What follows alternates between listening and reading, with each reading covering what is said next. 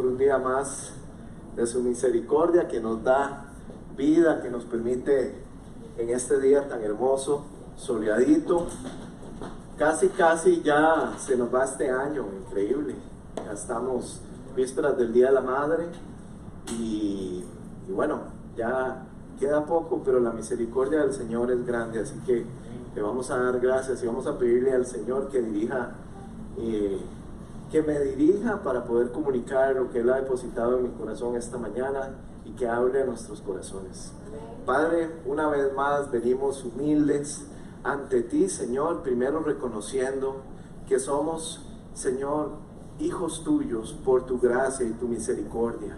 Gracias, Señor, por abrir los cielos, por abrir, Señor, tu palabra, por quitarnos la venda, Señor. Hoy oramos, Señor, y declaramos corazones receptivos, oídos abiertos, Señor, en esta iglesia. Señor, ojos abiertos al discernimiento espiritual. Y oramos, Señor, para que la palabra que hoy vamos a compartir y la meditación de tu Espíritu, Señor, caiga en buena tierra y dé fruto. Te pido, Señor, que dirijas mi palabra, Señor, para que seas tú el que ministre en esta mañana.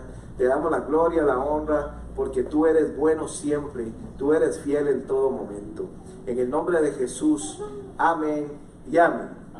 Ok, hermanos, la semana pasada Fede nos predicaba sobre aquello que nos aleja del propósito de Dios, y recordarán que vimos algunas cosas, algunos círculos, decía Fede, que operan en el plano espiritual para profanar o robar aquello que nos corresponde, que el Señor tiene para nosotros.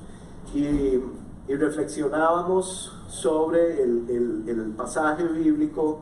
Recuerdan de que David estaba llegando el ocaso de su reinado, y Adonías, uno de sus hijos, intenta usurpar el trono que le correspondía a Salomón. Y bueno, reflexionamos hoy sobre algunas cosas que nos pueden robar el propósito, pero que se encuentran dentro de nosotros, y que como cristianos, como creyentes, tenemos que tener conciencia de que también hay una parte interior que influye y que puede influir en el propósito y en el crecimiento y en lo que Dios tiene para cada uno de nosotros. Hace pocos meses, semanas quizá, lo hablábamos ayer, un grupo que estábamos aquí reunidos, me levanté una mañana muy sorprendido porque decía la noticia: pleito de esposas por llave de agua acaba en homicidio por casi 10 balazos. Decía, wow, aquí cerca, en Escazú, una persona se levantó con planes de ir a trabajar, deseoso de ir a hacer lo que tenía que hacer. Su esposa empezó a contender con la vecina, se dijeron unas palabras, y el esposo en un minuto toma una mala decisión. Saca el arma y la descarga sobre su vecino, guiado, ¿por qué? Por una emoción. Entonces hoy vamos a hablar de las emociones, y la prédica la he llamado emociones saludables. ¿Ok? Y es increíble pensar cómo una persona, quizá profesional, con familia, con niños pequeños, un matrimonio, por una emoción desbordada, no controlada, cae en desgracia y arrastra 2 familias. Y por supuesto a nosotros nos duele ver esa situación. Y lo que más me ha impactado de ese caso es que a los días yo seguía leyendo la nota y leía en redes sociales, y estaba un día leyendo, no me acuerdo si en Facebook o en Twitter, de parte de lo que se había investigado, y había un comentario de una persona en redes que decía: y saber que el homicida era el tipo que daba el estudio bíblico en la iglesia donde me dijeron que la que estoy mal soy yo. Wow. Me quedé impactado cuando vi ese comentario y fue secundado en varios comentarios. No sé si en realidad él daba estudios bíblicos o no lo sabemos, o sea, muchas cosas se dicen en redes, pero lo que sí podemos, digamos, concluir es que una decisión al calor de una emoción casi nunca va a llevar a buenos resultados. ¿Ok? Entonces, hoy vamos a reflexionar sobre nuestras emociones y cómo el creyente, aún después de haber recibido a Cristo como su Salvador, haber creído que Él murió por nosotros, haber creído que su sangre nos limpió y haber creído que esa obra de la cruz nos incluye. Todos hemos creído eso, ¿sí o no? Amén. Y por tanto somos creyentes del testimonio de Jesucristo. Fuimos incluidos en esa muerte en cruz y fuimos crucificados junto con Él. Y también nuestras emociones tienen que ser crucificadas. El viejo hombre, la persona que había antes de la crucifixión, el Cayetano que había antes de conocer sobre la verdad de la cruz, que es una verdad, es un hecho, no es una doctrina, es un hecho. Jesucristo murió en un madero por ti y por mí, en obediencia al Padre. Y para los escépticos hay mucha evidencia de la crucifixión de Jesús. Así que nosotros que fuimos incluidos, también nuestras emociones fueron llevadas ahí. Lo que pasa es que muchas veces el creyente no pasa a la siguiente parte, que es que dejar que el Espíritu Santo trabaje tus emociones. Hay personas que son muy emocionales, muy emotivas, son muy sensibles a sus emociones. Entonces, quiero que vayamos, hoy vamos a estudiar a el que precedió al rey David. Vamos a estudiar a Saúl, para tomar una persona que tuvo un inicio increíble. Inició muy bien y en pocos días, digo pocos días, quizá un año, no sé, se descarriló y perdió todo. Cayó de tal manera que perdió. No hablemos de que Dios confirmara su reinado para siempre. No, yo creo que lo que más pesó fue perder el respaldo de Dios. Entonces vamos a ir a estudiar este pasaje para después contextualizar algunos puntos esenciales que vamos a conversar hoy sobre nuestras emociones. Vamos a 1 Samuel 13. Antes de leer, quiero contextualizar. Recuerdan que Samuel, profeta Samuel, fue, digamos, el último juez relevante del pueblo de Israel, ¿verdad? Y cuando él estaba llegando al ocaso, ya digamos, dice la palabra, estaba entrado en años, para decirlo así bonito, él nombró a sus hijos como líderes del pueblo de Israel. Entonces, Joel y Abías, que eran sus hijos, dice la palabra, vean qué interesante, se dejaron guiar por la avaricia. Tenían un corazón avaro y entonces corrompieron la justicia. Quiere decir que empezaron a aceptar sobornos y empezaron a corromper la justicia en medio del pueblo, de manera que el fenómeno no es de hoy, es un fenómeno milenario, porque la corrupción no es una figura jurídica, no es un tema de nuestras sociedades, es un tema de una humanidad caída, de un corazón corrompido. Entonces, los jefes de Israel, al ver que los hijos no son como el padre, van y le dicen: Samuel, disculpe, pero sus hijos no son como usted, no siguen su ejemplo. Nosotros queremos que usted nos nombre un rey. como lo tienen todas las naciones del mundo. Y dice la palabra que Samuel se enoja y va donde Dios. Primera nota, él se enoja, dice la palabra, con el pueblo. De manera que un líder que está designado por Dios tiene emociones, ¿sí o no? Se enojó, pero vemos su actuar. ¿Qué hizo?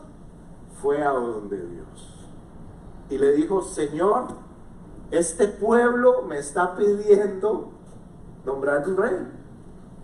Y bueno, Dios, así como es, nuestro Padre Celestial le dice: hazle caso al pueblo en todo lo que te diga. Pero vea qué fuerte lo que le dice: en realidad no te han rechazado a ti, sino a mí, pues no quieren que yo reine sobre ellos. Te están tratando del mismo modo que me han tratado a mí desde el día en que los saqué de Egipto hasta hoy. Me han abandonado para servir a otros dioses. Qué fuerte, qué fuerte. Entonces, este es el contexto en Samuel, en 1 Samuel 1:10. El Señor le dice: haz lo que te piden. Y entonces Saúl se me enreda a veces, tengo que estar concentrado. Samuel va y unge a Saúl como el rey. Saúl había salido a buscar unas burras o asnas que se le habían escapado al papá, y en la caminada pasa por varios pueblos hasta que llega un momento en que dice: mejor me devuelvo porque papi ya debe estar preocupado porque ya no las encontramos. Y le dice al que anda con él: vámonos. Y este le dice: no, pero vea, aquí hay una persona, un vidente, como llamaban en esos años, ¿verdad?, a los profetas. Hay un profeta, un hombre de Dios, vamos y consultamos. Y entonces van, buscan, se encuentran a Saúl, y Saúl es ungido. Y Samuel le dice: le van a pasar una serie de eventos, hechos que confirman su designación divina, y le pasan.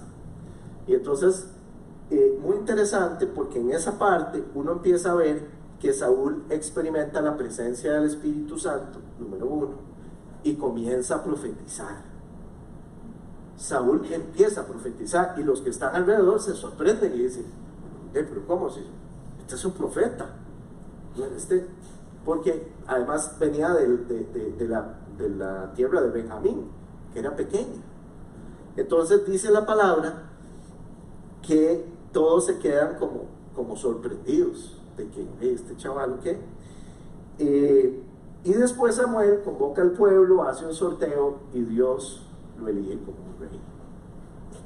Pero si uno lee ese pasaje con detenimiento, ayer lo leía varias veces, y uno nota que Samuel, tal vez, incluso cuando hacen el sorteo ante el pueblo, él está escondido. O sea, ya Dios lo había llamado en lo secreto, porque normalmente Dios nos llama a servirle. ¿A dónde? En lo secreto, en la intimidad. Cuando vamos y estamos con Él, Él abre nuestro corazón y dice: Luz, te estoy llamando a esto. Federico, por aquí. Y después viene la parte pública, pero él está escondido, seguro asustado, porque él mismo, cuando Samuel lo unge, le dice: ¿cómo que tiene que ver usted conmigo? Si yo vengo de la tierra de Benjamín, somos pequeñiticos, ¿qué me está hablando? No me diga esas cosas, le dice Saúl. Y dice la palabra que en ese momento que fue ungido, dice así: él dio la vuelta y Dios le cambió el corazón a Saúl. Algunas versiones dicen: le mudó el corazón. ¿Te has visto cuando una serpiente muda de piel cómo queda lo viejo y va con...? O sea, le cambió el corazón. Y el corazón habla de ¿qué? De la voluntad del hombre, ¿no? En la parte del corazón está nuestras decisiones, hacia qué nos inclinamos nosotros. Entonces vamos al texto bíblico para después extraer algunos puntos. Voy a leer de la Reina Valera tradicional. Dice: había ya reinado Saúl 1 año, y cuando hubo reinado 2 años sobre Israel, escogió luego a 3,000 hombres de Israel, de los cuales estaban con Saúl 2,000 en Micmas y en el monte de Betel, y 1000 estaban con Jonatán en Gabá de Benjamín, y envió el resto del pueblo a cada uno a sus tiendas. Y Jonatán atacó a la guarnición de los filisteos que había en el collado, y lo oyeron los filisteos. E hizo Saúl tocar trompeta por todo el país, diciendo: oigan los hebreos. Y todo el país, todo Israel oyó que se decía: Saúl ha atacado a la guarnición de los filisteos, y también que Israel se había hecho abominable a los filisteos. Y se juntó el pueblo en pos de Saúl en Gilgal. Entonces los filisteos se juntaron para pelear contra Israel. 30,000 carros, 6,000 hombres de a caballo. Usted sabe lo que es ver 6,000 jinetes. O sea, yo veo 5 con pistola y salgo en carrera, ¿verdad? Imagínense lo que es ver 6,000 hombres a caballo. Es inimaginable un ejército de esa dimensión. Y además un pueblo numeroso como la arena que está a la orilla del mar. Y subieron y acamparon en Migmas, al oriente de Betabén. Y cuando los hombres de Israel vieron que estaban en estrecho, porque el pueblo estaba en aprieto, se escondieron en cuevas, en fosas, en peñascos, en rocas y en cisternas. Y algunos de los hebreos pasaron el Jordán a la tierra de Gad y de Galaad. Pero Saúl permanecía aún en Gilgal, y todo el pueblo iba tras de él temblando. Y esperó 7 días, conforme el plazo que Samuel le había dicho. Pero Samuel no venía a Gilgal, y el pueblo se le desertaba. Entonces Saúl dijo: traedme holocausto y ofrendas de paz. Y ofreció el holocausto. ¿Ok? Y cuando él acababa de ofrecer el holocausto, he aquí Samuel que venía, y Saúl partió a recibirle para saludarle. Entonces Samuel le dijo: ¿qué has hecho? Y Saúl le dijo: porque vi que el pueblo se me desertaba, y que no venía dentro del plazo señalado, y que los filisteos estaban reunidos en Migmas, me dije: ahora descenderán los filisteos en contra mí a Gilgal, y yo no he implorado el favor de Jehová. Me esforcé pues y ofrecí holocausto. Vamos a dejarlo hasta ahí. Ustedes después pueden leer todo el pasaje, algunos capítulos antes, para repasarlo en estos días, y van a ver que además dice la palabra que los filisteos tenían el control de las armas, del hierro. Entonces los israelitas iban ahí a afilar sus hachas y sus espadas, pero como los filisteos no querían que ellos tuvieran, les cobraban mucho dinero. Entonces, en este contexto, los únicos que tienen espadas son Jonatán y Saúl. Entonces uno ve este contexto y uno dice: un ejército inmenso que está rodeado con un rey nuevito que no tiene experiencia. Nosotros lo que tenemos son palos y piedras, y ellos vienen con sus lanzas, con sus hachas afiladitas.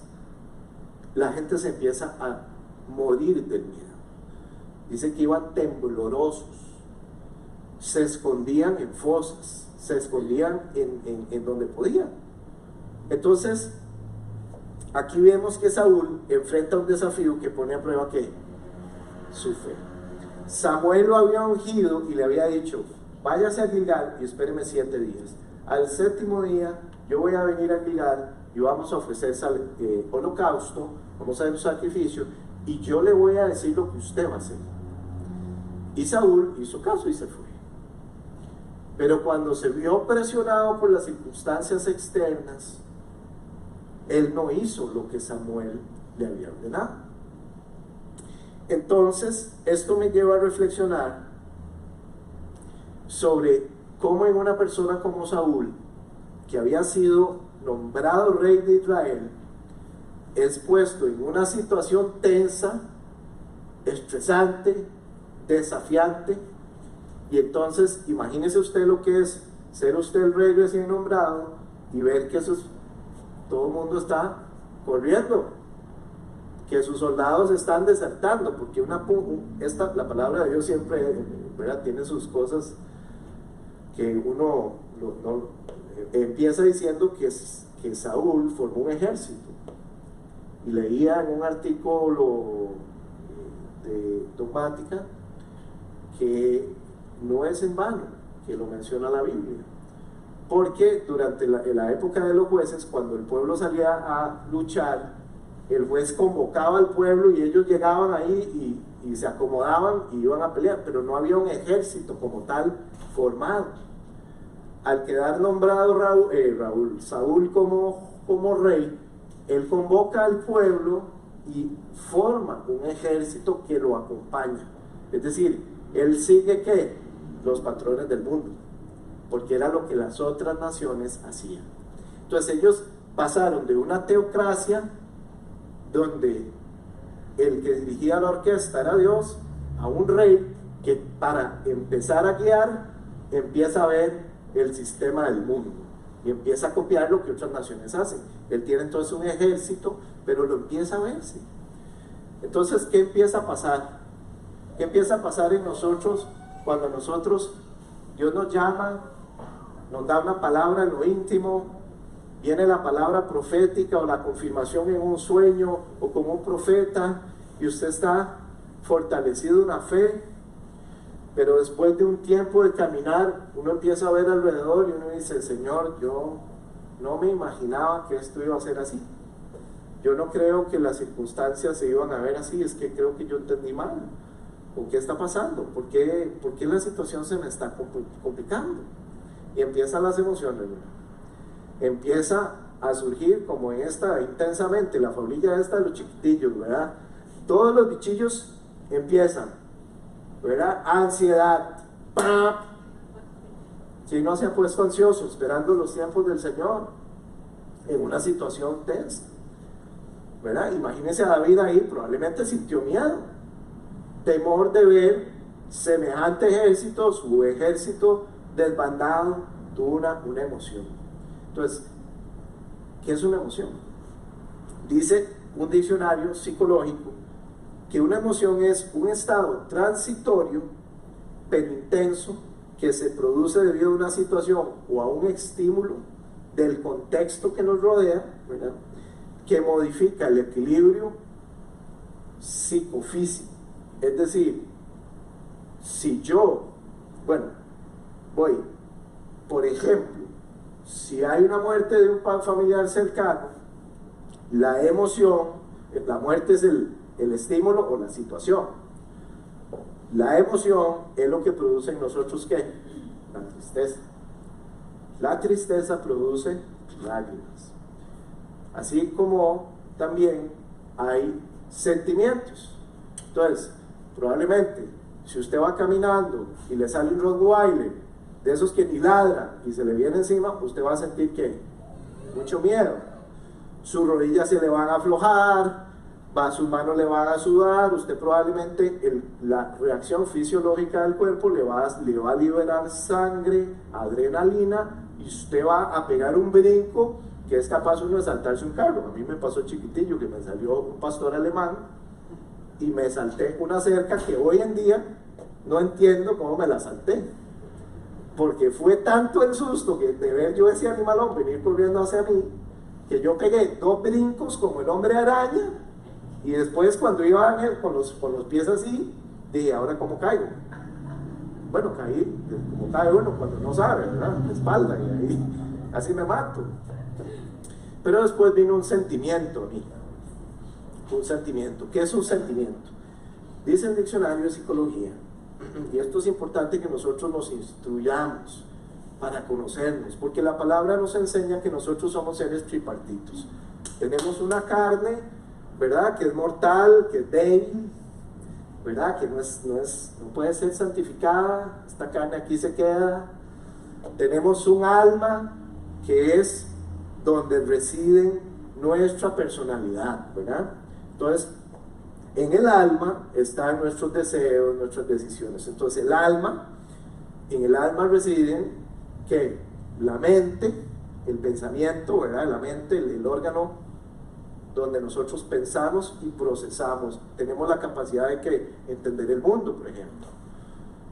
Yo entiendo y veo a Xiuming y lo veo haciendo en una cara y empiezo, ¿qué me ve ese man? ¿Verdad? Y empiezo a pensar. Siempre me ve todo serio. Seguro le caigo mal.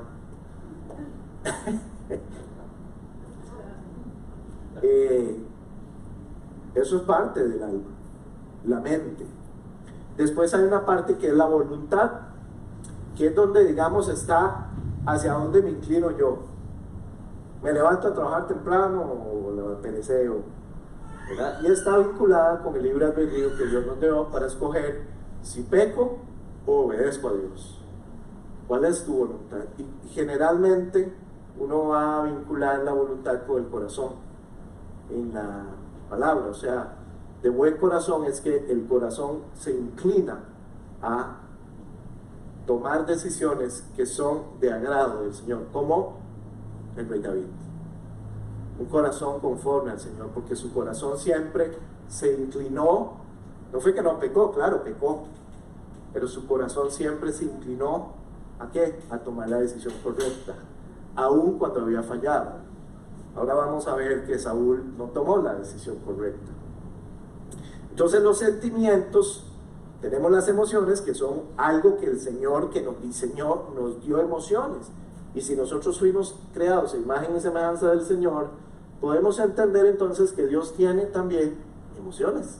Y la palabra lo confirma. Usted ve que la palabra habla de la ira del Señor, o el enojo de Dios, o cómo Él se siente triste, porque dice más adelante en el libro de Samuel que a Él le pesó haber nombrado a Saúl como rey. Entonces Dios tiene emociones, y Él nos dio las emociones como una caja de herramientas que nosotros tenemos, y que cuando venimos a Cristo, como que esas herramientas vienen ya como pueden venir contaminadillas, ¿verdad? Con ciertas cosas del mundo. Porque además hay sentimientos. ¿Qué son los sentimientos?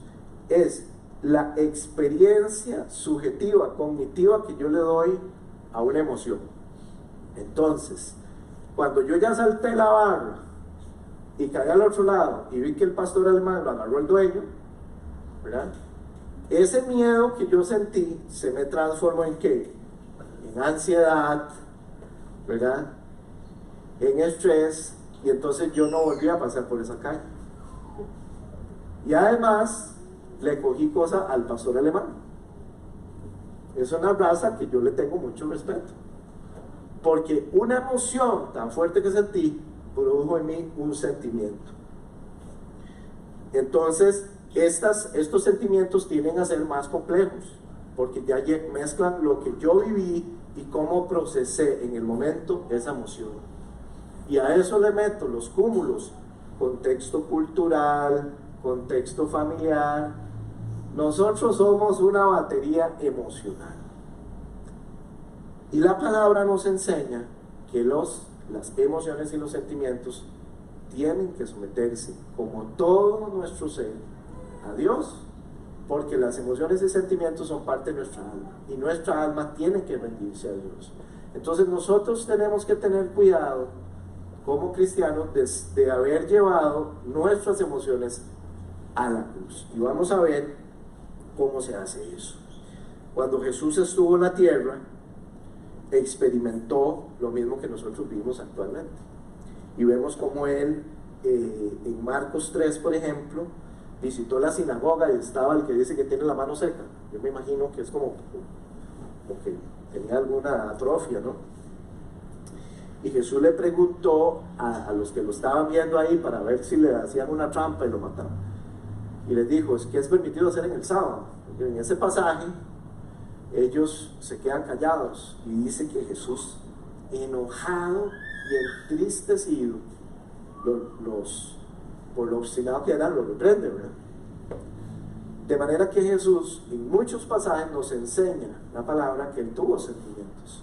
Cuando Él llegó y le informaron que su amigo amado Lázaro había muerto, ¿qué dice, verdad? Él se entristeció y lloró, llegó a llorar. Y si vamos al monte de Getsemaní, ni se diga las emociones que pudo sentir el Señor ahí, en medio, en el momento cúspide, donde todo esto, todo lo que ha habido desde que Él vino y partió, estaba en juego. No tiene uno ni dimensión de lo que estaba sucediendo en el plano cósmico.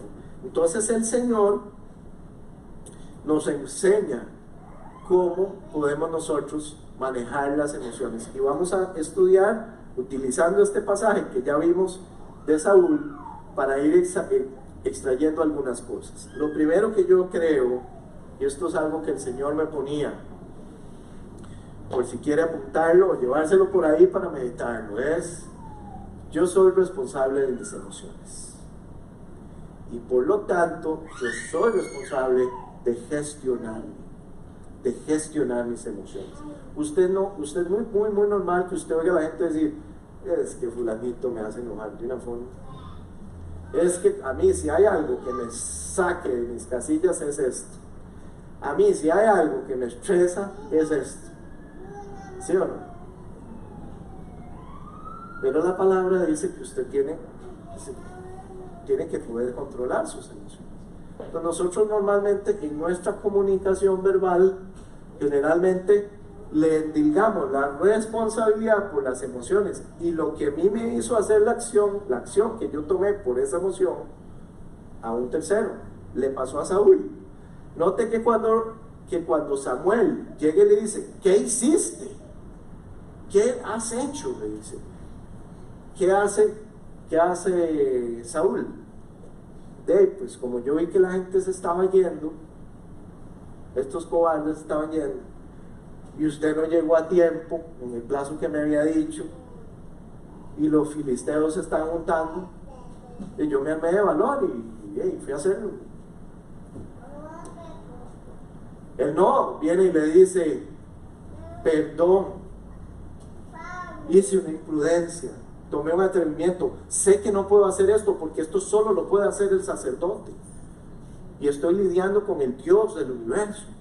Perdóname, me arrepiento, discúlpame, he sido un atrevido, un necio, un terco. No, él viene y le dice: es culpa de esos, es culpa de ellos, y que usted que llegó tarde. Se puede uno como poner en un espejo, ¿eh? Y uno como cristiano muchas veces cae en eso. Caemos en: de Dios, es que el hermano, de pastor, es que a mí cuando tal cosa, a mí eso me detona. No, ¿cómo?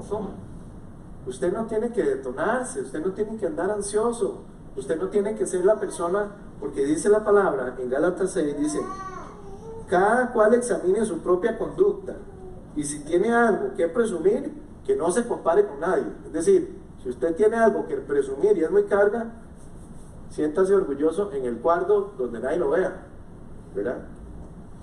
Pero dice que cada uno cargue con su propia responsabilidad. Jesús no nos modeló nunca eso.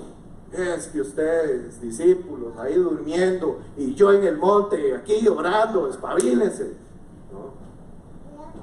Él los llama y le dice: despiértense, oren. Pero él sabe a dónde tiene que ir, a dónde tenía que llevar él sus emociones. Entonces, yo soy responsable de identificar, porque cada uno somos distintos. Hay gente que es iracunda, por ejemplo. Hay gente que padece de miedo, como muy miedosa, naturalmente, porque le pasan cosas. Tal vez si a usted le salió un perro como a mí grande, le va a coger miedo. Chiquitillo me pasó y les tenía mucho miedo. Si a usted lo pica una serpiente, probablemente le va a agarrar miedo a eso, fobia a eso. Si a usted chiquitillo le pegaban por llegar tarde, usted seguro va a tener como que una emoción y un sentimiento relacionado con eso, ¿verdad? Pero el Señor nos enseña que nosotros tenemos que agarrar ese cúmulo de emociones. Cuando yo estoy sintiendo que algo no me calza en mi reacción, que si hoy amaneció soleado yo me siento bien, pero si amaneció nublado, que no se me meta nadie en el trabajo. Y cuando viene el que es médico, aquello allá viene, ¿verdad? Y entonces el enemigo nota esas debilidades. Ahí hay una emoción que él no ha rendido al Espíritu Santo. Esa emoción todavía la controla él. Entonces vamos a ponerle una trampita. Vamos a ponerle trampitas para que se salga de sí y entonces caiga y se sienta mal y se frustre y empiece a creer que es mentira todo esto que dicen que la nueva vida y que la nueva creación. No, eso no sigue siendo el mismo. Vea usted, ahí está los domingos con la guitarrita, aleluya, aleluya, y después que ahí anda usted pegando madrazos en la calle y todo bravucón y enojado, iracundo, y lleno de miedo. No, es que ese hermanito es el más envidioso, es el primero que empieza a hablar mal de cuando al otro lo promueven. Entonces, no, pues, esos cristianos son. ¿Usted ha escuchado ese tipo de expresiones?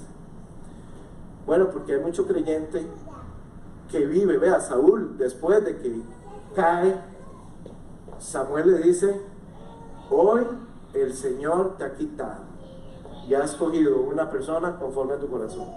Y aún así, él siguió reinando por muchas décadas. No fueron unos añitos, pero un completo desastre. De ahí en adelante todo fue mal. Todo fue mal.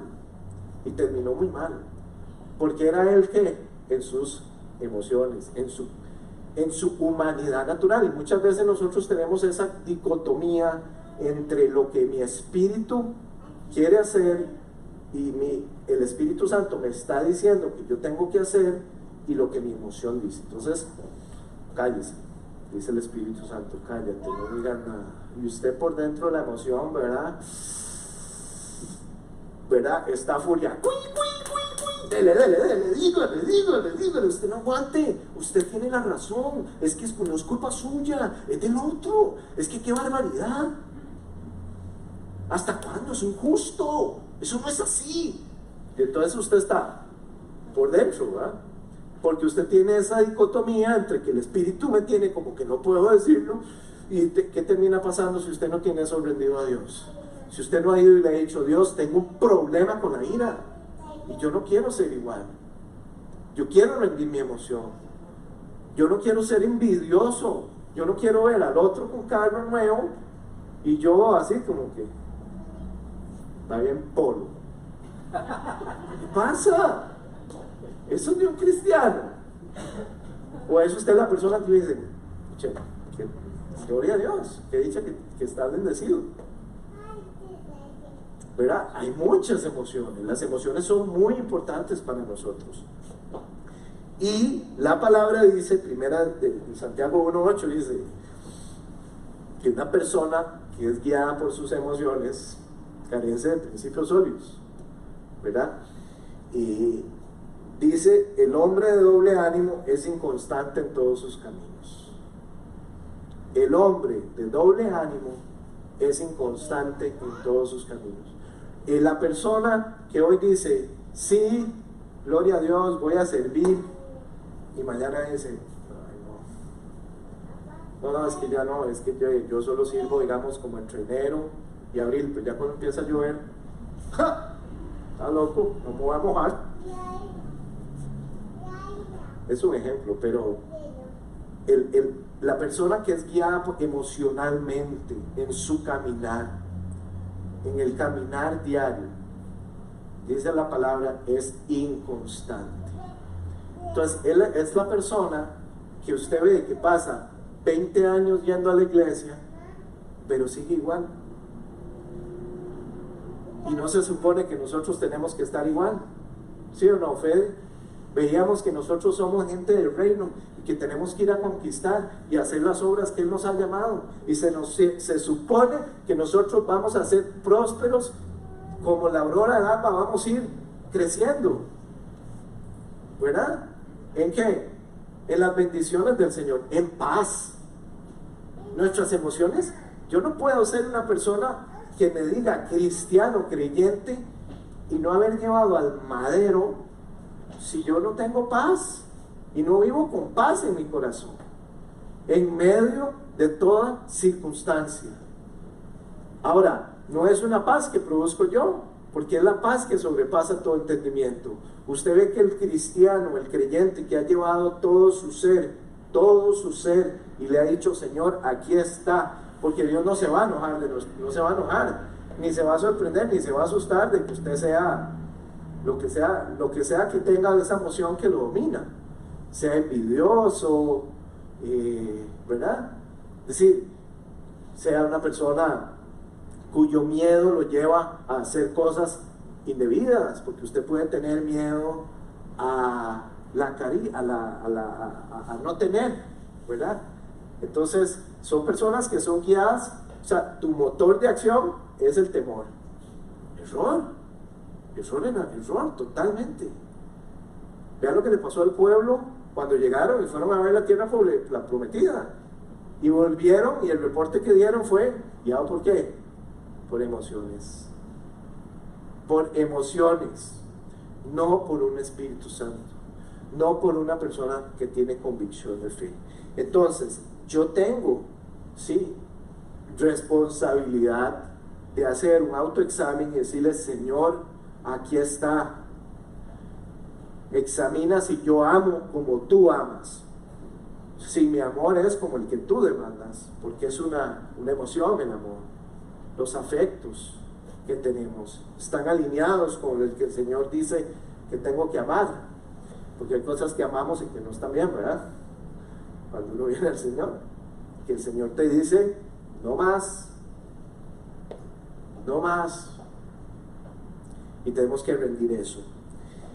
El otro punto que había reflexionado es dónde llevar entonces mis emociones, ¿verdad?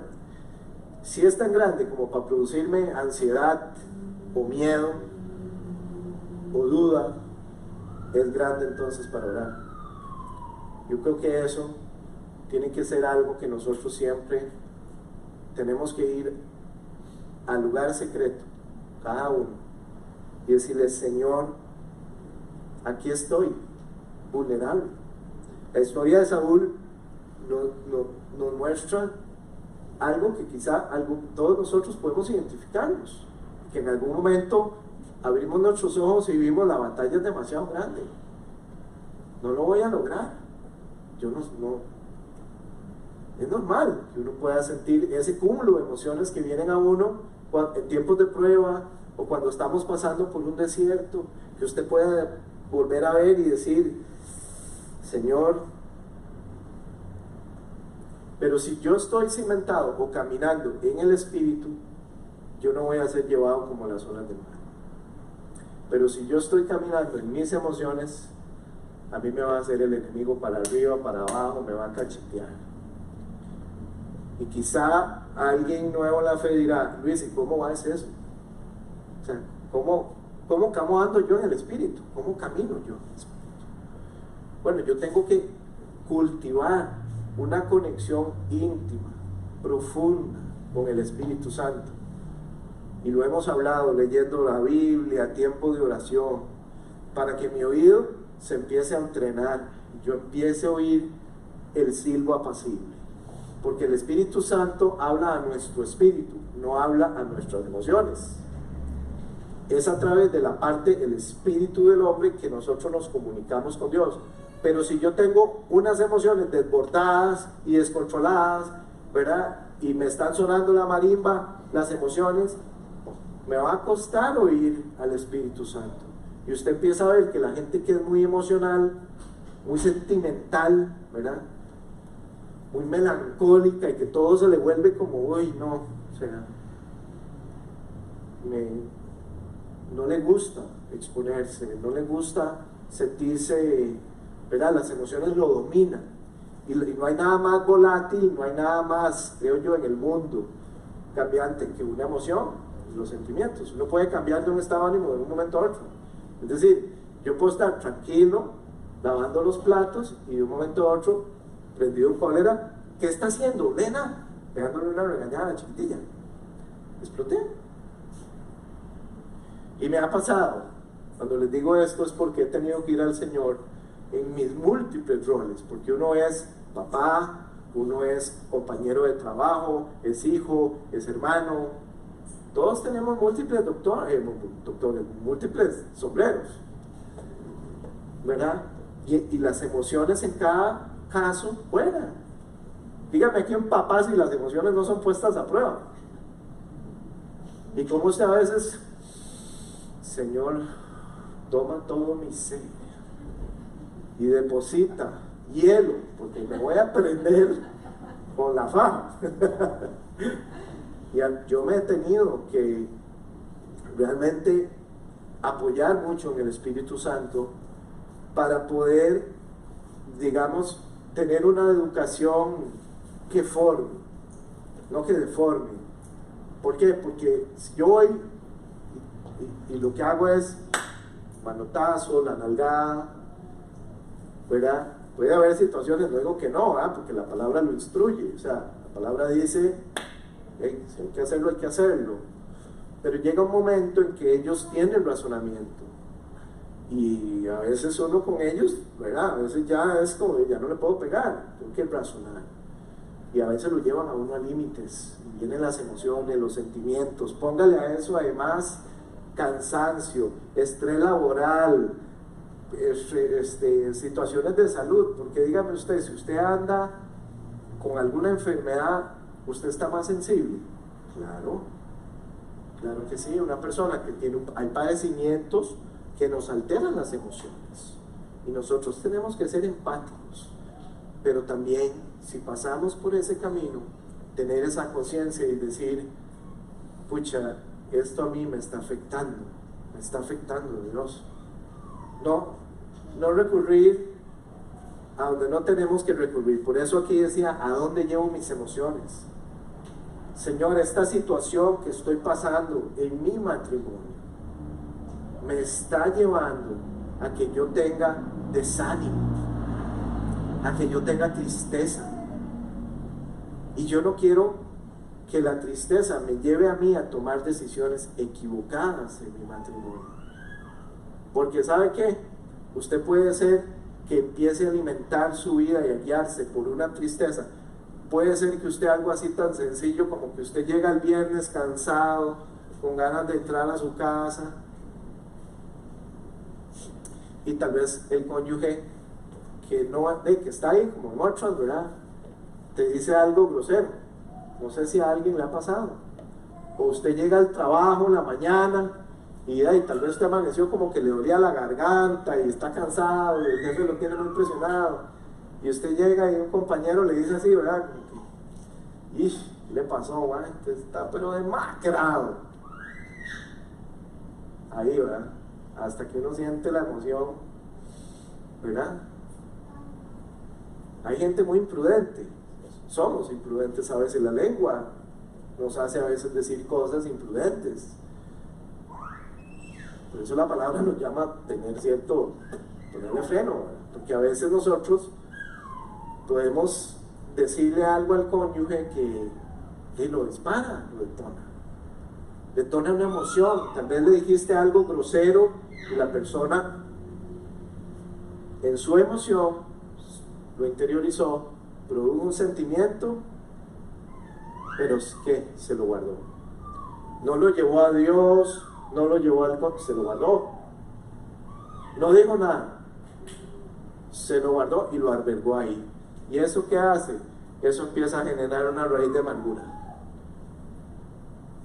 Y hay una hueste celestial alrededor de nosotros, demonios que están viendo y diciendo, ahí está.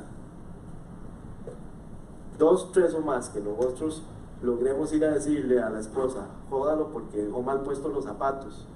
Hoy, específicamente hoy, que viene como loco porque viene sin comer, viene cansado y usted entró y la esposa lo que le dice es, yo no puedo con el desorden y que nada,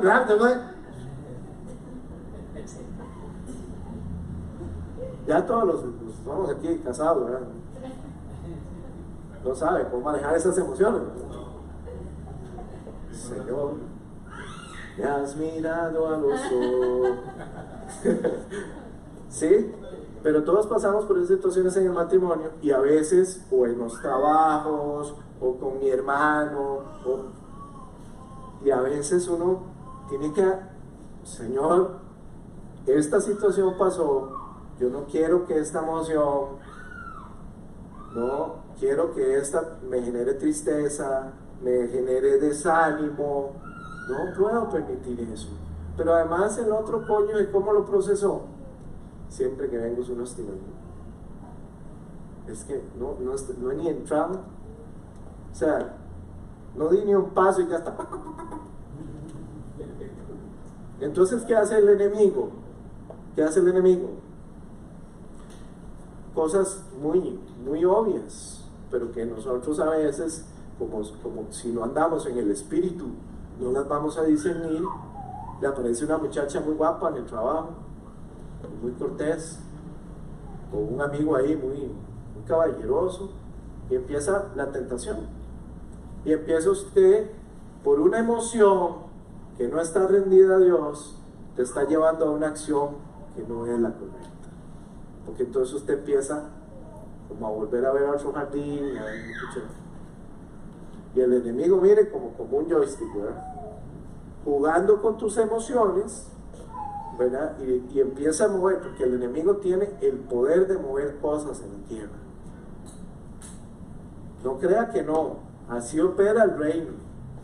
Y nosotros tenemos que pedirle a Dios, por eso, ir a lo íntimo y tener discernimiento. Recuérdense el criado de Eliseo, cuando abre los ojos y ve que está rodeado por un ejército. Y le dice, ay Señor, ¿ahora qué hacemos? Y le dice, tranquilo, son malos que están con nosotros. Dios, ábrale los ojos. Dios tiene el poder de cambiar tu perspectiva, de darte discernimiento y ver y decir, ese sentimiento yo tengo que rendirlo ante ti, Señor. Yo no puedo guardarlo.